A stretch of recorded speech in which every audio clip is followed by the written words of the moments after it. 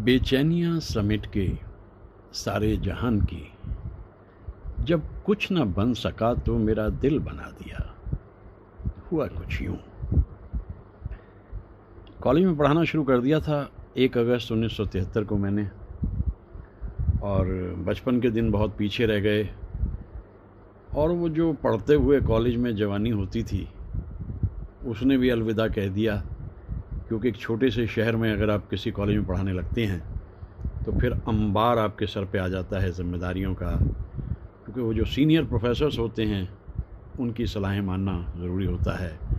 और देखते देखते जो आपकी बंजारगी है उसको मुकफ़ल करने की कोशिश तो होती है इंतज़ामिया की तरफ से, मैनेजमेंट की अपनी सोच, प्रिंसिपल की अपनी सोच, डिपार्टमेंट की अपनी, बस उसके बावजूद भी फिर मैंने ये देखा कि मैं बंध नहीं सकता किसी भी उसमें, इसलिए कभी कभी परेशानियां भी उठानी पड़ती थी। लेकिन एक अच्छा काम ये हुआ कि एक बाइक होती थी मेरे पास उस ज़माने में, यज़दी, मतलब 76-77 के ज़माने की अब मैं बात कर रहा हूँ। तो जैसे ही मुझे वक्त मिलता था, क्योंकि कॉलेज में पढ़ाने का एक फ़ायदा ये होता है डिग्री कॉलेज में, पोस्ट ग्रेजुएट में, कि सुबह 7 बजे से क्लास 7:30 बजे से होती थी और 10:30-11 बजे तक ख़त्म हो जाती थी।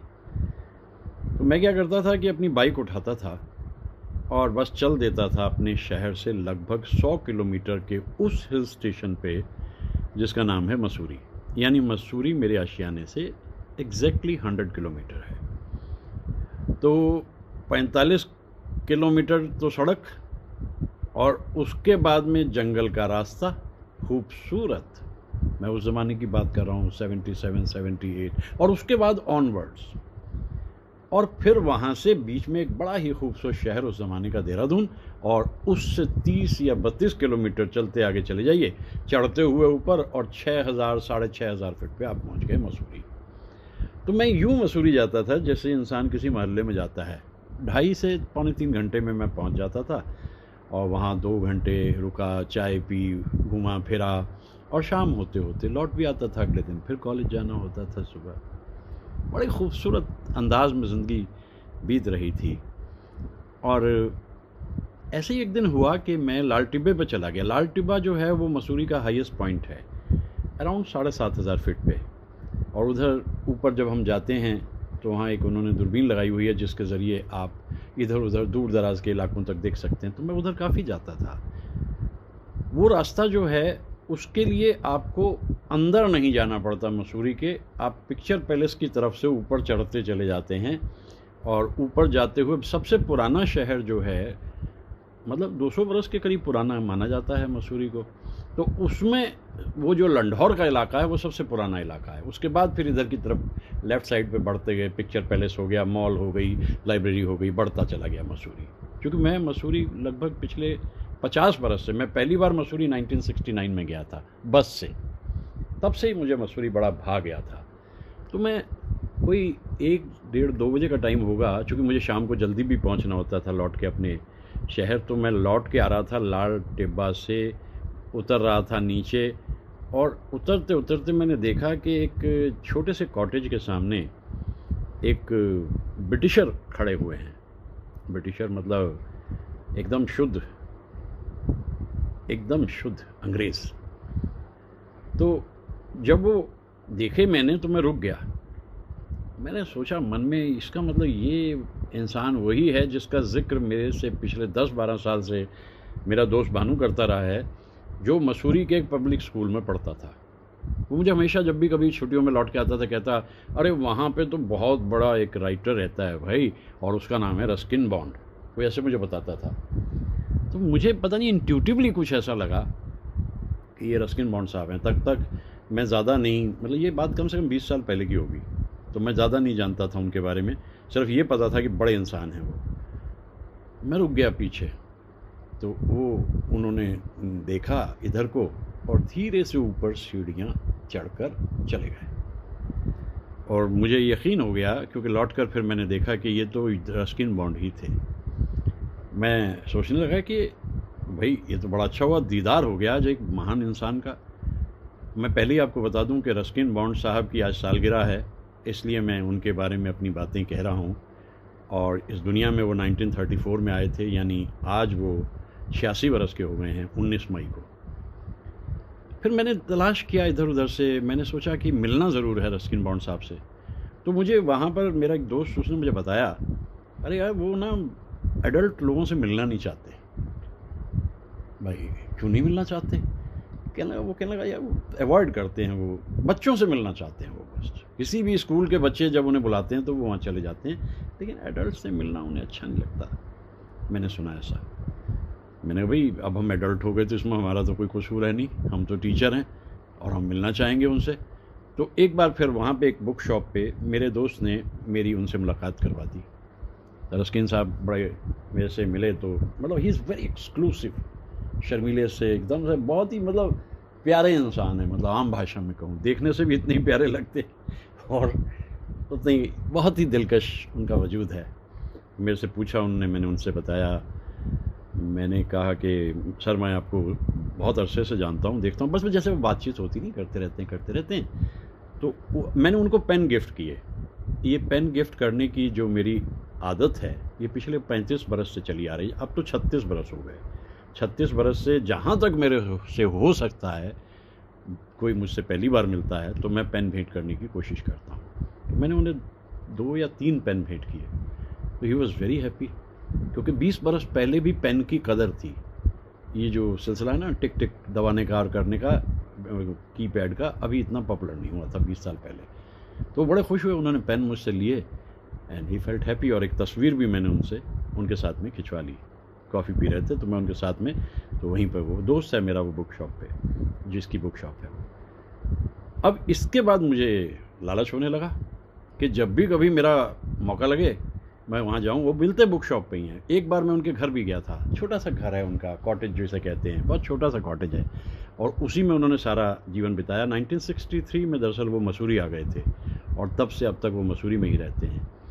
तो मैं उनके कमरे में बैठा था, उनसे बातचीत कर रहा था और बड़ा अच्छा लग रहा था, बातचीत हो रही थी। फिर तो मैं थोड़ा बातचीत करते करते मुझे ये पता चला कि इनसे कोई भी उल्टा सीधा सवाल ना किया जाए, बस जनरल बातचीत की जाती रही। क्योंकि मुझे मेरे दोस्त ने बताया था कि दरअसल लोग क्या करते हैं कि जब उनसे मिलते हैं तो उनसे पूछते हैं, sir why didn't you get married, आपने शादी क्यों नहीं की?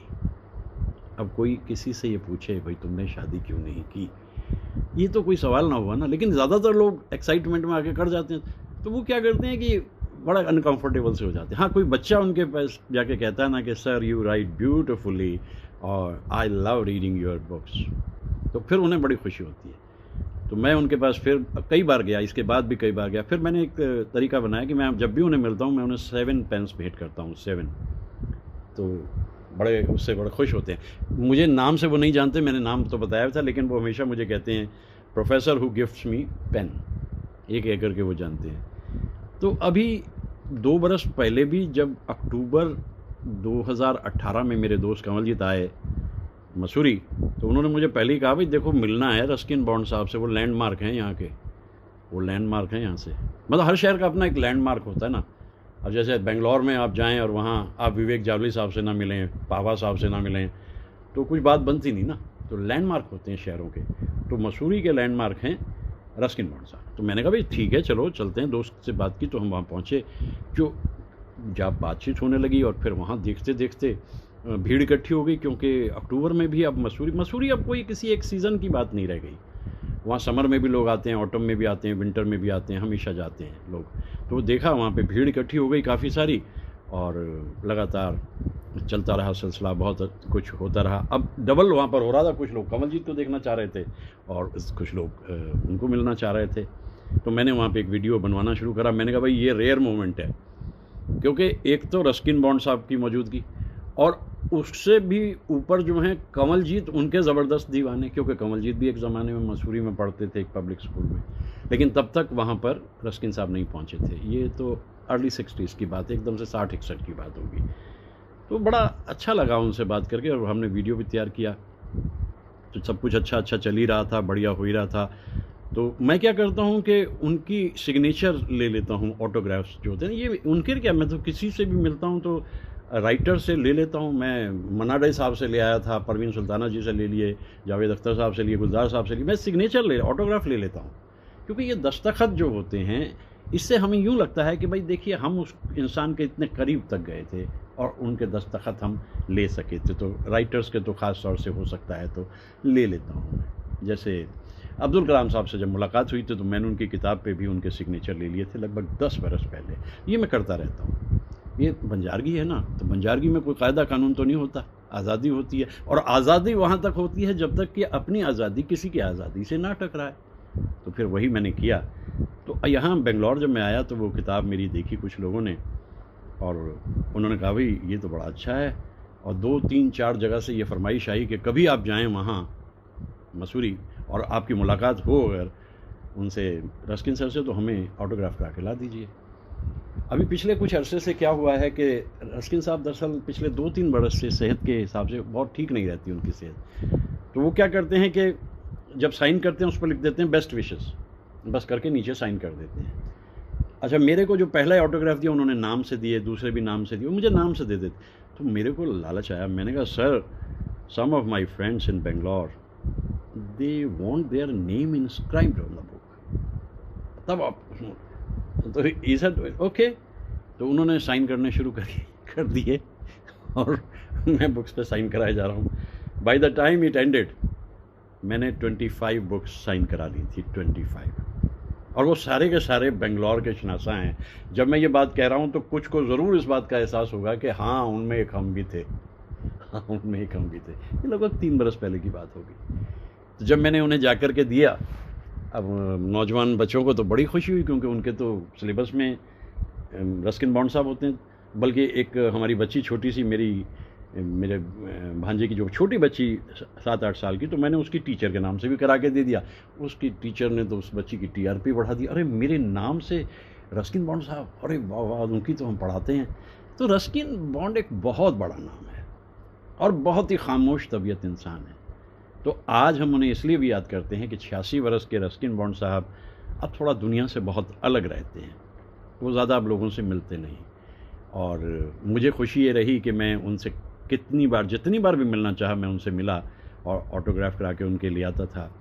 दरअसल क्या है कि ये एक ज़माने में जब हम लिटरेचर पढ़ते थे तो हम वर्ड्सवर्थ के बारे में पढ़ते थे। वर्ड्सवर्थ की पोइट्री जो होती है वो नेचर से भरी हुई पोइट्री होती है। तो अगर उसका कोई प्रोज में रूपांतर है तो वो रस्किन बॉन्ड साहब हैं। रस्किन बॉन्ड साहब पैदा तो कसौली में हुए थे। कसौली तो बड़ा खूबसूरत हिल स्टेशन है उधर हिमाचल में। जब हम शिमला जाते हैं तो रास्ते में कसौली पड़ता है, तो वहाँ से उनका जन्म स्थान है। उनके वालिद साहब जो है वो भी पढ़ाते थे, और बहुत जल्दी उनका और उनकी माँ की अलहदगी हो गई थी। रस्किन साहब के पेरेंट्स आपस में बिछड़ गए थे, अलग हो गए थे, और उसके बाद बड़ी लंबी यात्रा, 16 बरस की उम्र के बाद में बहुत मेहनत है रस्किन साहब की ज़िंदगी में, और उस मेहनत का नतीजा ये निकलता है कि वो लिखते चले गए। इतना कुछ उन्होंने लिखा। मेरा ख्याल है कि 500 से ज़्यादा स्टोरीज़ उन्होंने लिखी हैं, मोर देन 500। तो जो पहला उनका नावल है उसके लिए वो बड़ी कोशिश कर रहे हैं। और वो ज़माना ये है कि कोई किसी को पूछता नहीं, इंग्लिश राइटिंग हो रही है, लेकिन ऐसा भी नहीं। तो रूम ऑन द रूफ के नाम से उनका पहला जो है वो नावल आता है। तो may be he was just 16-17। यहाँ उन्होंने कैरेक्टर को क्रिएट कर लिया जिसका नाम है रस्टी, और रस्टी जो है वो ऑटोबायोग्राफिकल कैरेक्टर है। बहुत कुछ उन्होंने रस्टी के बारे में लिखा है। 500 स्टोरीज़ में आप देखिए कि अलग अलग तरह से उनका रस्टी घूमता रहता है। कहीं वो कहते हैं Rusty the boy from the hills, कहीं वो कहते हैं Rusty runs away, Rusty and the magic mountain, Rusty goes to London, Rusty comes home, ऐसे एडवेंचर्स ऑफ रस्टी। रस्टी वो कैरेक्टर है जिसमें वो ऑटोबायोग्राफिकली मौजूद हैं। तो यहाँ से नेचर का जो उनके साथ जुड़ाव है बचपन से ही, वो बड़ा कमाल का है। उनकी राइटिंग्स बेहतरीन हैं, और जैसा मैंने कहा कि अराउंड 500 के करीब उनकी स्टोरीज़ हैं। तो हिंदुस्तान में एक अंग्रेज़ के रहते हुए और अपना इस अंदाज में लिखते हुए साहित्य एकेडमी ने भी उन्हें 1992 में अवार्ड से नवाजा, और सबसे पहले उन्हें 57 में ही मिल गया था राइज अवार्ड प्राइज़ के नाम से, और फिर उन्हें 99 में पद्मश्री मिलती है, फिर 2014 में पद्म भूषण मिल जाता है, फिर उसके बाद उनको 2017 में लाइफ टाइम अचीवमेंट अवार्ड भी मिल जाता है। रस्किन बॉन्ड जो है वो इतने एक्सक्लूसिव और इतने गुमशुदगी में जीने वाले आदमी हैं कि वो किसी किस्म की लॉबिंग कहीं किसी अवार्ड के लिए नहीं कर सकते, ये मैं यकीन से कह सकता हूँ। फिर उनको पद्म भूषण मिलता है। वो सियासत में नहीं है, वो बिल्कुल अलग से एक छोटे से हिल स्टेशन पे अपनी ज़िंदगी जीते हैं। तो 1978 में फ्लाइट्स ऑफ पिजन के नाम से जो उनका एक नावल है, उसको शशि कपूर साहब ने पढ़ा और उन्होंने कहा भाई इस पर मैंने फ़िल्म बनानी है, और उन्होंने फिर उस पर जुनून फ़िल्म बनाई, और जिसमें अदाकारी भी शशि कपूर साहब की अपनी है। वो फ़िल्म बहुत ही अच्छे ढंग से और बहुत ही बढ़िया ढंग से बनी हुई फ़िल्म है। तो इस तरह उनका जुड़ाव जो है वो फ़िल्म इंडस्ट्री से भी हो जाता है। फ़िल्म्स में जो काम वो करते हैं वो आगे बढ़ कर के, क्योंकि वो एक अलग तरह की सोच है उनकी, ऐसा नहीं है कि वो कोई आम फिल्में लिखने में यकीन करते हैं। ये टीवी पे भी उनका रस्टी जो है एक सीरियल के रूप में आ जाता है। 2005 में फिर एक फिल्म बनाते हैं। विशाल भारद्वाज जो है ना, आज के दौर के बड़े कमाल के डायरेक्टर हैं, प्रोड्यूसर हैं और म्यूज़िक डायरेक्टर भी हैं, मतलब मल्टी फेसेड पर्सनैलिटी। उन्हें बड़ी दिलचस्पी हो गई रस्किन बॉन्ड साहब में, और उन्होंने ब्लू अम्ब्रेला के नाम से एक फ़िल्म बनाई 2005। भाई कमाल की फ़िल्म है, अगर आपने नहीं देखी तो आपको देखनी चाहिए।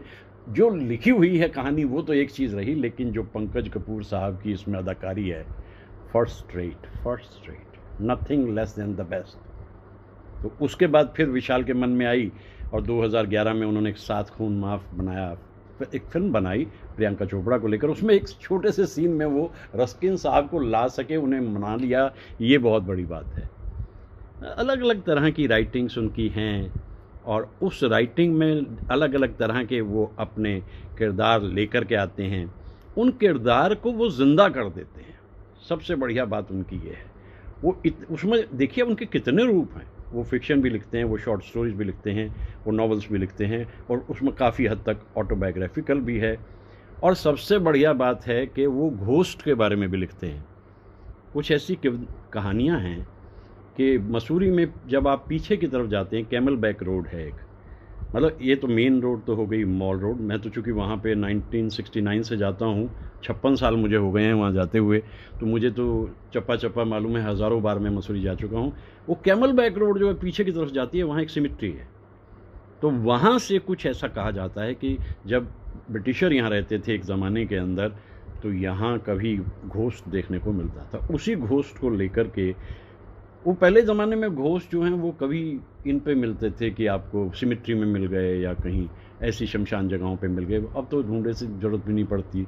अलग अलग तरह की सोच लिए हुए न जाने कितने सारे भूतों से ज़िंदगी में पाला पड़ता है, जो चैन से रहते नहीं और रहने देते भी नहीं। इस धरती का कुछ इस तरीके से निज़ाम हो गया, तो घोस्ट ढूंढने उन्हें जाना नहीं पड़ता आपको कहीं भी। तो घोस्ट जो उनका है वो मतलब वो ख़तरनाक नहीं है, उस घोस्ट को भी आप कबूल कर लेते हैं। ये उनकी सोच का जो दायरा है रस्किन साहब का, उसमें बड़े प्यारे ढंग से वो उसको भी पिरो लेते हैं। पीछे हिमालय है, उनकी जो फर्स्ट फ्लोर पे उनकी कॉटेज है जहाँ वो रहते हैं, एक विंडो है जो बाहर वैली में खुलती है। उस विंडो से झांक कर मैंने देखा कि यहाँ से रस्किन साहब जो है देखते हैं। जब मैं उनके घर गया था, और मुझे बड़ा अच्छा लगा उस दिन वहाँ पे उनके साथ थोड़ी सी बातचीत करना, और वहाँ से खड़े हुए वो ऊपर से फर्स्ट फ्लोर से कुदरत को निहारते हैं, आसमान में बनते हुए बादल, और उसके बाद में बरसती हुई बारिश और हरियाली, और इतना खूबसूरत मंज़र मसूरी का। मसूरी अब वो मसूरी तो नहीं है जो 1969 में था, अब तो बहुत ज़्यादा भीड़ होती है वहाँ पे। समर में तो आप पैर नहीं रख सकते। वैसे नॉर्थ इंडिया के कौन से स्टेशन में आप पैर रख सकते हैं, क्योंकि अब तो सभी लोग भागकर वहाँ पर जाते हैं। ये अलग बात है कि अगर कोई जा सके तो इन दिनों ये जो लॉकडाउन है, अब जाइए ना मसूरी, तो मज़ा अब आएगा सचमुच। तो बस वही मैं करता रहता था। मैं बाइक उठाता था, चला जाता था, घूमता रहता था। फिर उसके बाद अब भी जाता रहता हूँ। अब मैं वहाँ से भी बहुत पहले, लगभग 1985 में पहली बार मैंने देखा कि वहाँ से 85, मतलब 1985 की बात है, 85 की, तो वहाँ से लगभग 28 किलोमीटर पे, और अगर हम आगे चले जाएँ तो वहाँ धनौल्टी है। तो मैं वहाँ धनौल्टी भी जाता रहता हूँ, बहुत जाता हूँ। तो मुझे रस्किन साहब की ज़िंदगी की सबसे खूबसूरत बात ये लगती है कि एक छोटी सी जगह पे रहकर वो इंटरनेशनली एक्लेम्ड राइटर हो जाते हैं। जो सबसे बढ़िया पुरस्कार कोई राइटर इमेजिन कर सकता है, वो उनको मिल जाते हैं। तो एक दिन बैठे थे बात कर रहे थे तो मतलब he loves to talk in English. Hindi बोलते ही नहीं वैसे वो, जब सचमुच देवानंद साहब का भी यही होता था, जब भी पर्सनली बात करते थे, कई बार बात करने का मौका देव साहब से मिलता था, वो इंग्लिश में ही बात करते थे। तो मेरे लिए एक कॉम्प्लीमेंट ये था कि भाई you speak good English. Ruskin bond साहब ने कहा यू स्पीक, जब 15-20-25 मिनट हम बोल लिए, you speak good English, where did you study? तो आई टोल्ड हिम सर मैं एक टाटपट्टी के स्कूल में पढ़ा हुआ इंसान हूँ। टाटपट्टी तो आप जानते हैं ना, जो छोटे छोटे से हमारे गांव में या कस्बों में स्कूल होते हैं, मैंने वहाँ पढ़ाई की। लेकिन यह है कि लिटरेचर में मुझे इंटरेस्ट था, तो इसलिए थोड़ा मुझे इसमें दिलचस्पी होगी। तो उन्होंने मेरी तरफ से यूँ देखा, मतलब खुशी से देखा कि अगर आपके जज्बों में एक हिम्मत है, जोश है, जज्बा है, तो ये पब्लिक स्कूल वगैरह कोई बहुत मायना नहीं रखते। आपके अंदर अगर एक इच्छा है आगे बढ़ने की, तो आप तारकोल की सड़कों पर चलते चले जाइए, कोई बात नहीं। ये टाटपट्टी के स्कूलों ने बहुत कमाल के लोगों को दिया है दुनिया को, बहुत कमाल के। कोई ज़रूरी नहीं है कि आप पब्लिक स्कूल में पढ़ के या इंग्लिश स्कूल में पढ़ के कोई महारथी बनते हैं, ऐसा कुछ नहीं होता। तो ही फेल्ट हैप्पी। तो मुझे भी उनसे मिलना अच्छा लगता है। आजकल मिलना कम होता है क्योंकि वो बिल्कुल अपना इत्मीनान से अपने घर पे ही रहते हैं, घर पे ज़्यादा लोगों को मिलना पसंद नहीं करते। लेकिन 75 के जब हुए थे तब भी मैं सबसे पहले उनके यहाँ पहुँचा था। अभी 2 बरस पहले फिर उनसे मुलाकात हुई थी, और मैं उनके लिए बहुत दुआ करता हूँ कि ऐसे इंसान धरती पे बार बार नहीं आते। इतनी कमाल की पर्सनैलिटी है रस्किन बॉन्ड सर की कि उनसे मिलके आपको बहुत रूहानी खुशी होती है। तो मैं देखता हूँ कि अब आगे कब मिलना हो पाएगा मैं नहीं जानता। अभी तो 31 मई, फिर उसके बाद में यू नेवर नो, हो गए ना बैठे बैठे 59 डेज़। कोई बात नहीं, कोई बात नहीं। रस्किन बॉन्ड साहब के, और वैसे इत्तेफाक ही है कि आज ही गिरीश कार्नाड साहब भी दुनिया में आए थे। वो भी अपने ढंग के एक ही अलग तरह के इंसान, जिनके बारे में मैंने 10 जून को जब उनका इंतकाल हुआ था पिछले बरस कुछ बोला था, वो भी मैं पोस्ट करूँगा। सबको तो दिलचस्पी हो नहीं सकती मेरी बातों में, बहुत ज़्यादा बोलने लग गया हूँ, लेकिन कुछ को तो रहती है ना, और उन्हीं के लिए भेजा करता हूँ। तो मेरी दुआएं आप सबके लिए। आइए दिन को शुरू करते हैं, रस्किन साहब को याद करते हैं और गिरीश जी को भी बहुत दुआएं दुआएं दुआएं।